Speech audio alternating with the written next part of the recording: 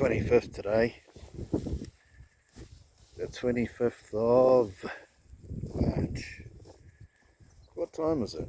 Must be what, 5:30ish? Yeah, thereabouts, I'd guess.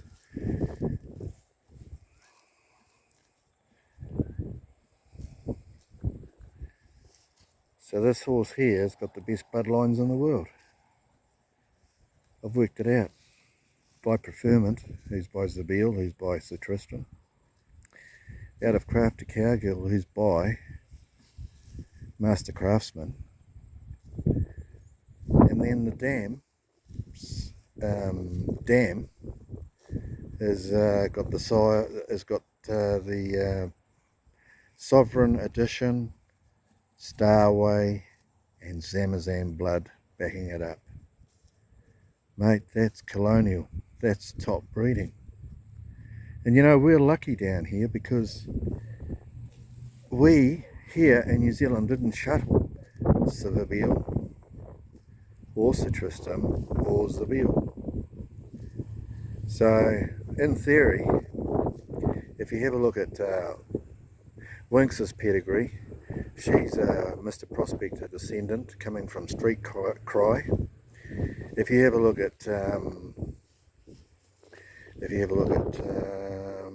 Kincham's pedigree, the unbeatable horse from Hungary, who won 54 races for 54 starts and one dead heat, which was the 55th race, and she won 10 races as a 2-year-old in 10 different locations throughout Europe. Now she was by Combustion, who also goes back to Eclipse. So all those horses that I've just mentioned, including Zabeel and Savabeel and Sir Tristram and all those types of horses, they all go back to Eclipse. And if you have a look, High Flyer's in the picture, and of all those horses, so I'm picking the next horse of repute is going to come out of Almanzor's loins in Cambridge stud, and rightly so. I've worked it out. We all stumble on things, and I've worked it out. And you know, the precursor for potency is something that is unbelievable. I've only just realised it. I can't prove it, but I'm pretty sure it's much right. A stallion doesn't have any mammary glands. I don't think that a stallion can reproduce itself. I remember naming a horse Self-Esteem by Star of Luskin out of Mistress Woodley. He looked just like Hyperion standing with the Queen. He was the same height as Hyperion. His markings were almost identical to a T. So yeah, prepotency is reincarnation. That's the way I see it.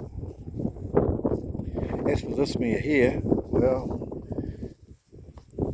I can see Zamazan in her, but I can see a lot of Dane Hill in her head. A lot of Dane Hill. And even though she's 17 hands, and I doubt that, even though my ruler says 69 inches at the top of the wither, but she may very well be. I was hoping that she would stay, I mean really stay, but I think she's just a miler, but she may not be. She might have the 24, 25, 2600 metres, she might even go 32, who knows.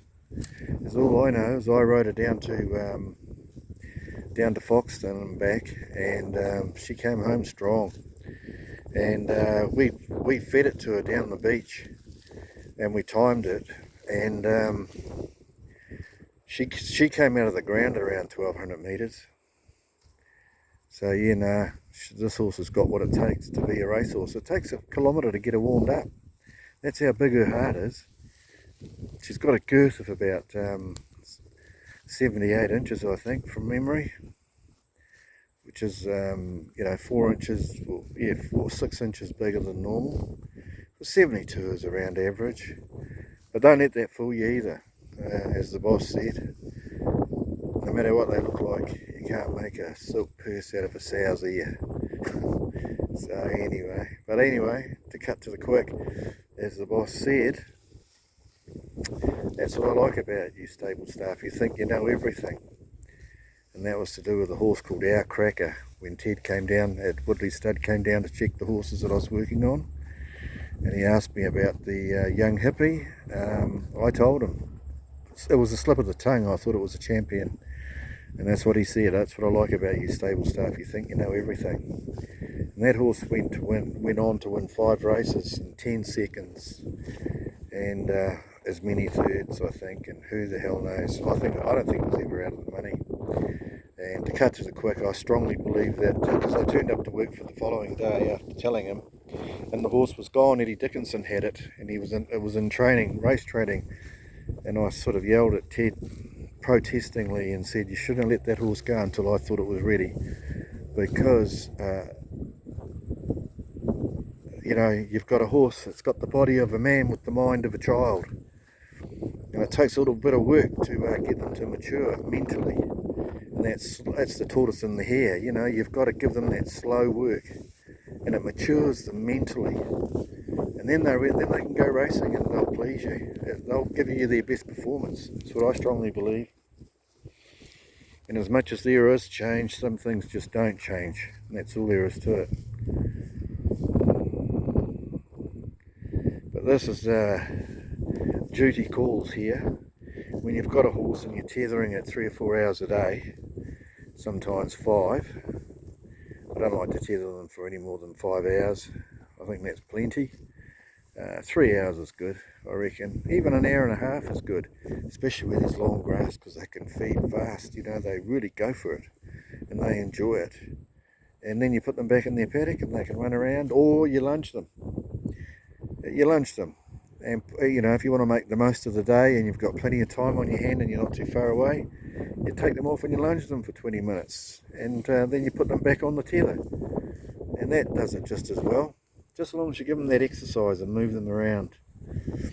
And another thing too is, contrary to everybody's belief, unless you're riding every day, don't cover your horse. God made horses to withstand all weather, and dogs. People that put covers on horses and dogs are mad, because you break the hair follicles down. Even when you brush a horse out, you break the hair follicles down.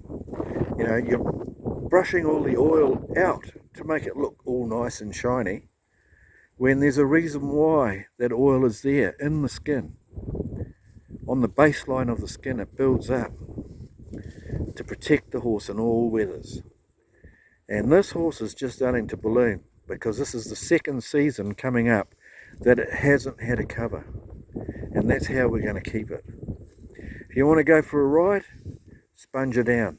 If you look at how shiny she is so healthy, it's unreal, man. And I've got dry grass and hay and pampers and toys and things like that, and I rub her down with that. And what's wrong with that? You know, and look at her. You can't say that she's not looked after. So these do-gooders are doing our world in and doing our heads in. They think they know every fucking thing, and they know F all. That's all there is to it. This is my horse, and I look after her the way I see fit. And she's in as good as order as any other horse around this area, Cambridge or anywhere in the world. That's all there is to it. She's a Hungarian horse. She comes under my manifest. I've manifested with her, and she's manifested with me, and that's how it works. The empathy just glides. The morph is there. I've only got to sit on her, and she knows before I even think what I'm going to do next, she's off. She knows exactly where I'm going and what I'm doing. Yeah, you know, she lies down underneath me. I've stepped up the bush with her, just on practice sessions. Yeah, she'll lie down and she'll keep you warm if you know what you're doing. You can snuggle into them. I'm sure all the army did it. Like I said in other videos and other DVDs that I've uploaded onto YouTube. This is Google Mo. This is a senior who's had 36 or 38 years of stud farm experience, who's had about 40 years of livestock experience, who's got a certificate from the from Woodley Stud, from the president of the racing club, to say that my managerial skill and horsemanship is quite outstanding, something like that. I can't remember exactly how it went. It's on a letterhead from Woodley Stud, and I didn't even want it, but he just insisted I take it with me because I went out freelancing, breaking and educating. And he said I was the best rough diamond he'd ever had on the farm, so to speak, in that cliche of idiom. So this is Stutz, our Stutzy. Hey Stutzy girl, we just got to find you a good farrier, or we'll start putting shoes on ourselves. We haven't got the gear.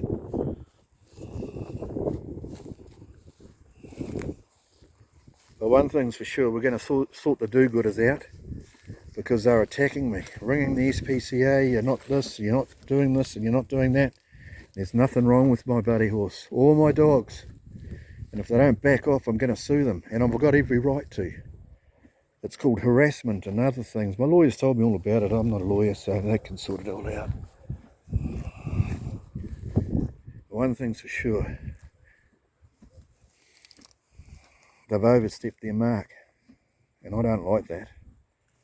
Just because some idiot rings up and says, oh, you're not looking after your animal, and they rock up, climb over fences, climb into your property when you've got a phone number. That's all they've got. They know your home, is all they've got to do is ring. They can't just climb over a fence, damage the fence. No, they haven't got those powers. No, there's got to be some sort of formality before they can come in, just out of the blue. That's all there is to it.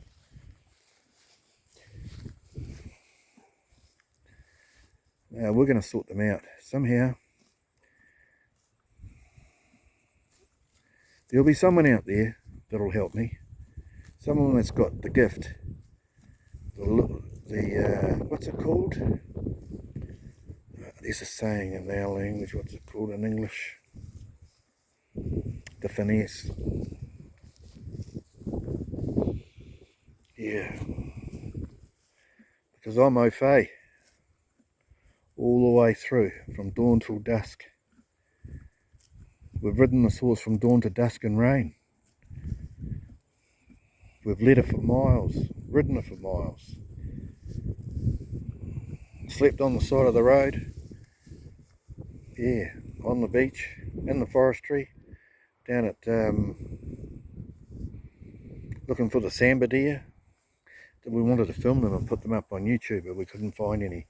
That's the other thing, hunting, but you know, is good hunting off a horse. Hunter-gathering. That's a great way to go, man. Yeah, totally. Enjoy life to its max. This is New Zealand. This is our country. And they're trying to lock us out of our own country, the bastards. Doc's got all these fancy fucking plans. Jesus Christ, I went for a walk from the Napier Taupo Road up where the battalion was, where Dad and I used to hunt when we were younger, in the Parakalua block. I walked from the Tarawera Falls down to Kiwitahi, hopped into the Mini, whatever it's called, onto Clements Road in the back of the Hinimaya, and I came out at Korohi, and I loved it, absolutely loved it. I even found the tracks where the old people used to go through when they used to work the mills in the old days, because that's what people did. They walked everywhere. So Logan Campbell walked from Auckland to Kerikeri, milled the timber for his new home, for the quarters for his farm manager at in Mangakiki, and then he barged all the wood home. And he was 62 years of age when he did that. And everybody lived, those sorts of people lived into their 90s. Simple as. No, New Zealand's God's country. Atua is with us everywhere. The Christian soldiers fought for this country. And now they're trying to change it all around. Good on you, Winston, if you get back in and you can do something. Yeah. But the do-gooders are definitely trying to take over. And they're not going to get me or my horse. No way. Bloody rat bags to take advantage of you, especially when you've gone down with COVID. Wait till we get to court, we'll sort them out.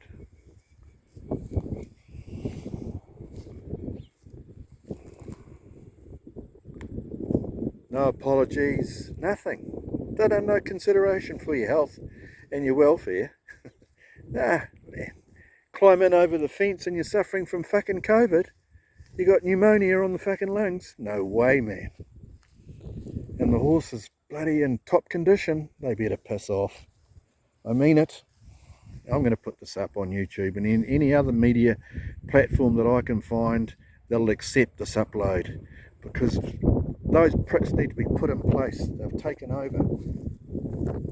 I felt sorry for that lady in Cambridge the other day with that horse that she wanted to rehome. She'd bonded with it. It was skin and bone, but it responded to her, and yet the SPCA took it away, the fucking wankers. They've got no idea what Morph's all about. Morph has a nutrition all on its own. It's like being sick in bed and then a friend turns up. It's irreplaceable. That's what that horse needed, because the SPCA, to them, that horse is just another number. Yeah. They're cold-hearted fucking eggs, all of them out for glory. Because they go out and they pick these animals up and they pretend to look after them, but at the end of the day, they're not doing anything that we wouldn't do. So they've got no right to them. If you've taken care of them, they can't take them away. And that lady in Cambridge, she discovered that horse. It had been abandoned. She discovered it, and someone brought it to the attention of the SPCA, but she got there first. And she was starting to nurture it. So therefore, she was entitled to that horse. The moment you start feeding a horse, you own it. They can't take it away from you. So that's why we're going to take them to court. Yeah.